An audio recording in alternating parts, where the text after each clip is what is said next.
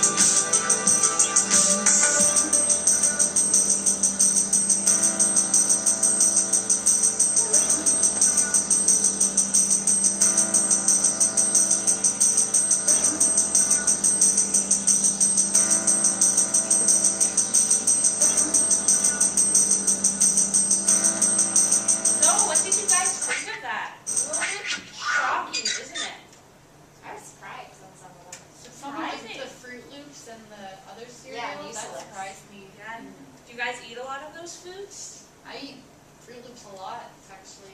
Yeah. Is that what you eat for breakfast this morning? Because my mom says they're healthy. Yeah, some of the granola bars are I forgot to healthy. eat breakfast today. I'm starving right now. Did you guys not have any breakfast this morning? No, so I don't know if I can concentrate. Well, you can feel free to eat your snacks in my classroom, because the brain does need food to work, so feel free if you have your snacks to pull them out. So what do you guys know at all about food and nutrition? Do you guys know anything? What are things you've heard? Tomatoes are pretty good for you. That's true. Tomatoes are a vegetable, which are full of nutrients and fiber. Avocados. I thought tomato was a fruit. Well, it's in the same category. Fruits, vegetables, tomato. Avocados, those are another excellent choice of food. How do you guys decide what you eat on a daily basis?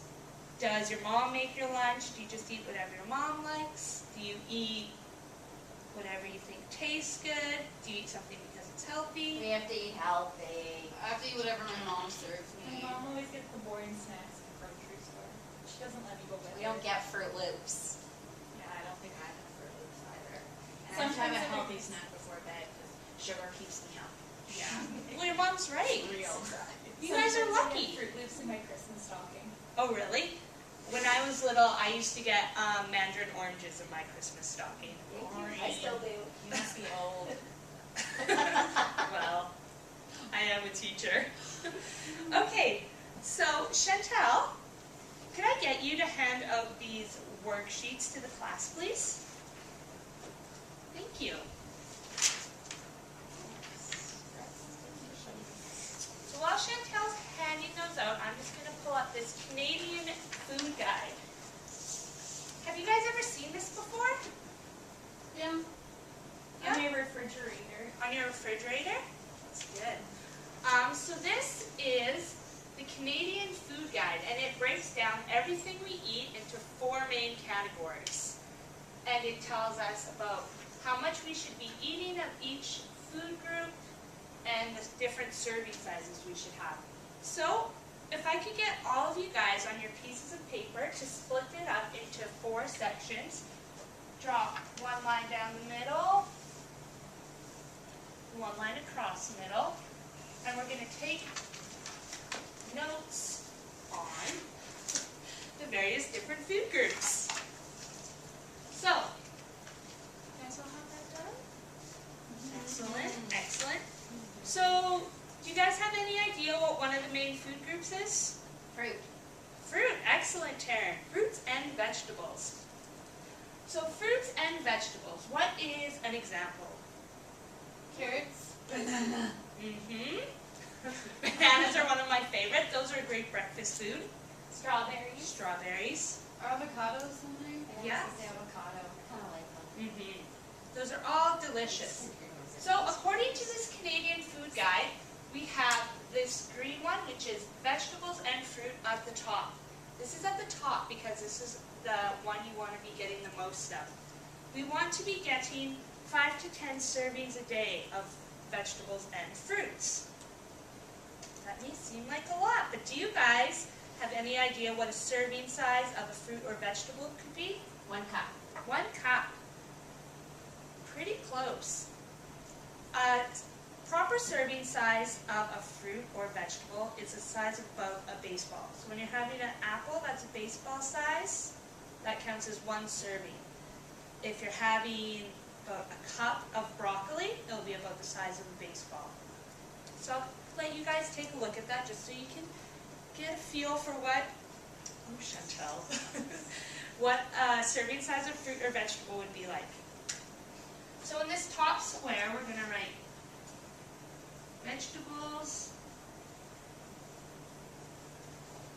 and fruit.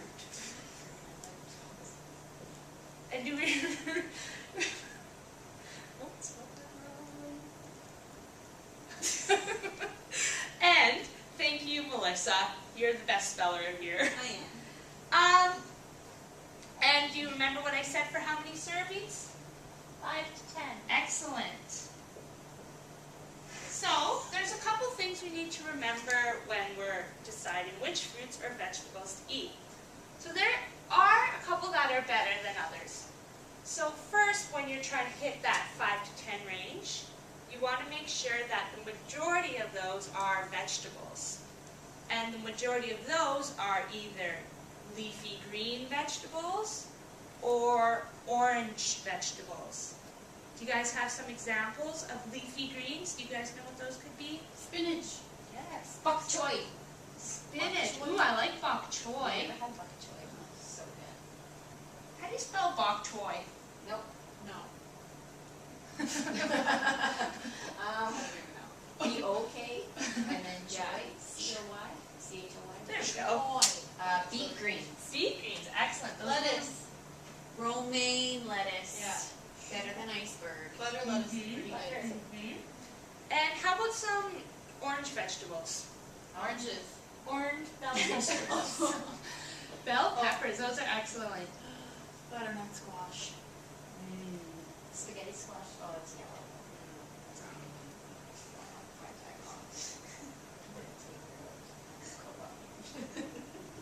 What's another one? Carrots. Yes. Oh, carrots. Yeah. So these are all examples of things that you should be trying to get the most of in your diet. These vegetables, they're filled with nutrients as well as fiber, which we all need in our diet. And when we're eating these fruits and vegetables, we want to make sure that they're not prepared with lots of fats or oils. How many of you help out in the kitchen and sometimes make meals? Andrew, you do? What's one of your favorite meals to cook? Spaghetti. Spaghetti. Yeah. What do you put in the spaghetti? Well, my mom puts in this sauce. I think it's tomato. And she uses whole wheat noodles. Yeah. Oh, very good. That's Pretty excellent. good. I think it's healthy too. Yeah, it sounds like it is. Your mom's doing a great job.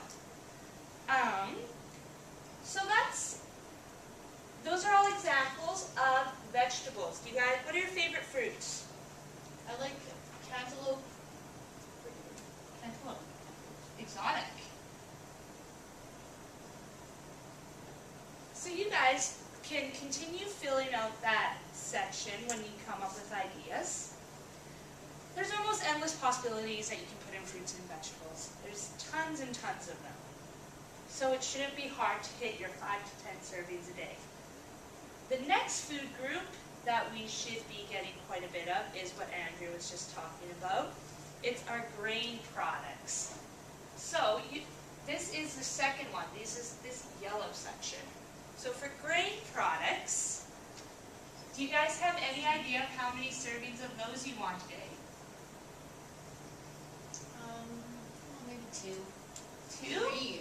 3. No, 4 to 6. 4 to 6? Yeah. You're close, Andrea, about 4 to 10. Oh.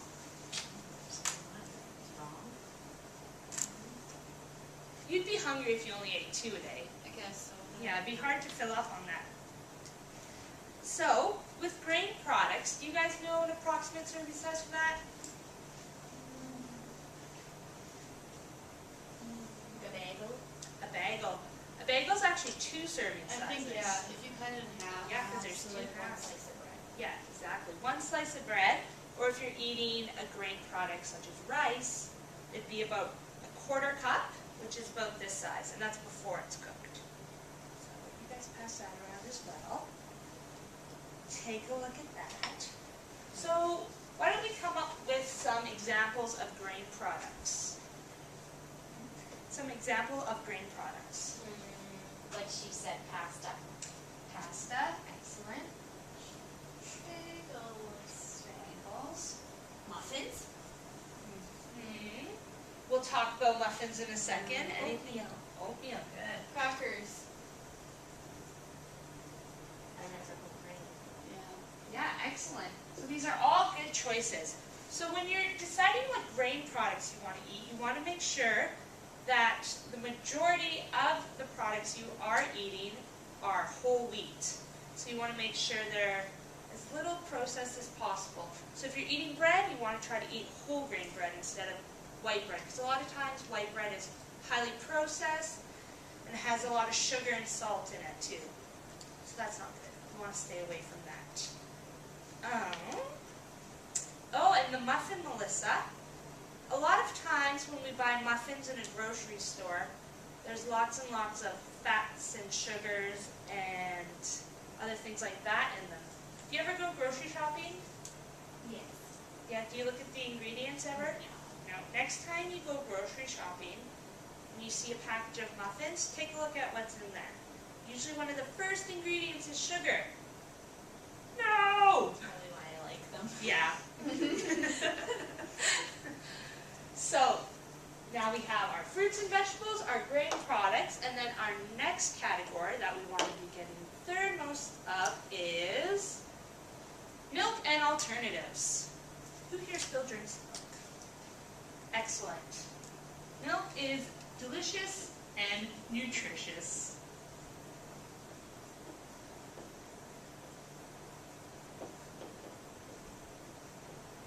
Excellent. So, with milk and alternatives, about how many servings do you think a day we should be getting? 3 to 4. 3 to 4? Right on, Andrea. Perfect. Wow. You know your milk products. I like milk. So do you guys have any examples of some milk products we could be having? Yogurt. Cheese. Cottage. Cheese. Cottage.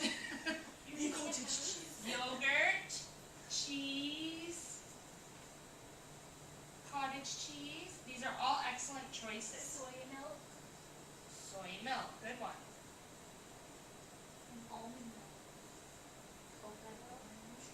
Excellent. So you guys can continue filling those out as you go.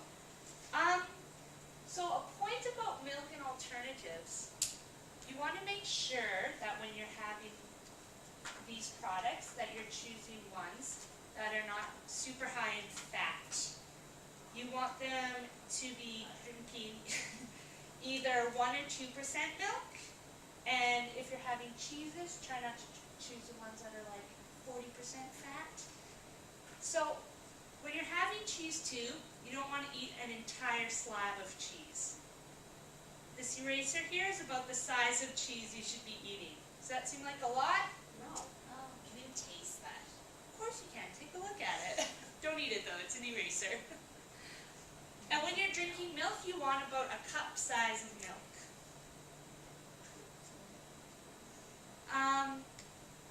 So you guys have any questions on that? No? Makes sense. No? What do you guys think the last square should be filled with? Protein and meats. Excellent. It will give us a well-rounded diet. So this one is meat and alternatives.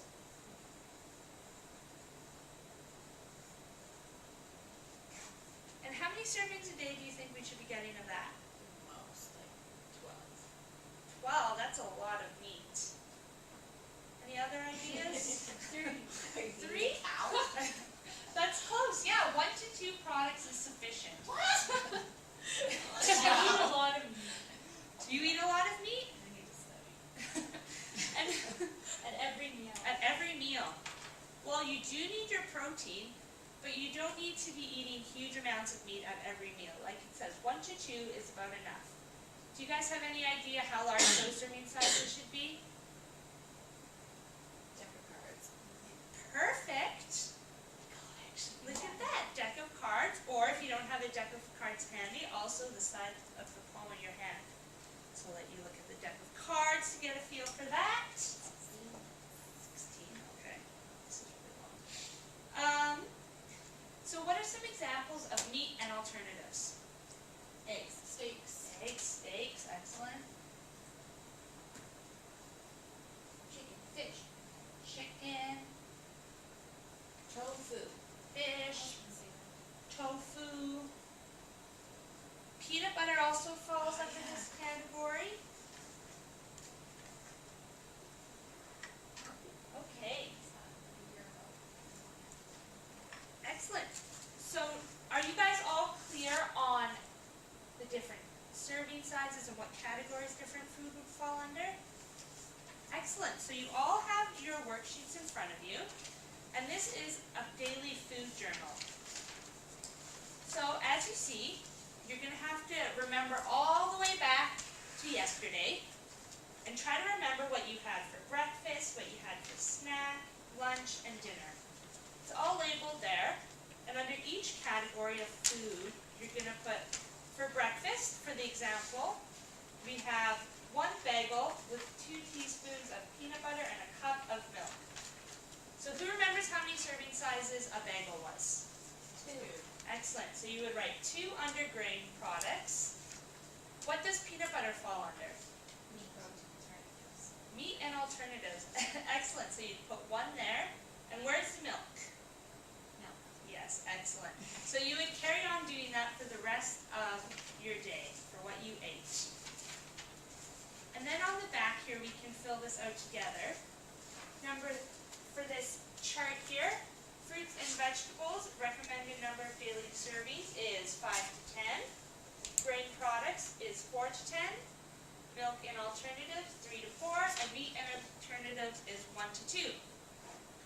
So, after you're done filling out your food chart, you want to add up the total of fruits and vegetables, grain products, milk and alternatives, and meat and alternatives that you had. And then you have to do a little more math and subtract that from the recommended number of daily food servings from the Canadian Food Guide. And then you will get your number that you still need, or if you're getting too much of that product. Any questions on that? All right, are you guys all done your worksheets? You help each other out on that one? Yes. So, were any of you surprised by what you saw on there? Yes, Chantel? What were you surprised by? I eat a lot of grain products. Do you? Yeah. Do you think you could, what were you not getting enough of? Vegetables. Vegetables. Maybe you could substitute one of your grain snacks for an apple or some carrot sticks? That'd be good. So, time is up for class today, so I'm going to get you guys to fill out these exit passes for me. And on the exit passes, I just want you guys to write down each of the 4 food groups and a healthy example that could fall under each. I also want you to come up with ideas what you could do if you're not eating enough of a certain food group or if you're eating too much. Any questions on that? And remember that next health class we're going to be working on our meditation and yoga, so come prepared for that. Thanks, guys.